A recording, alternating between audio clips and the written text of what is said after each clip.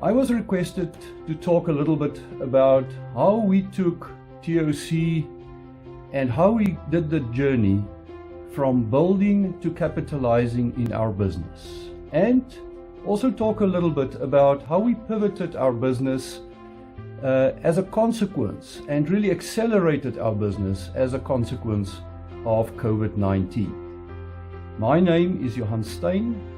I am the Managing Director of Aerosud Aviation in South Africa, and I would love to share with you our journey.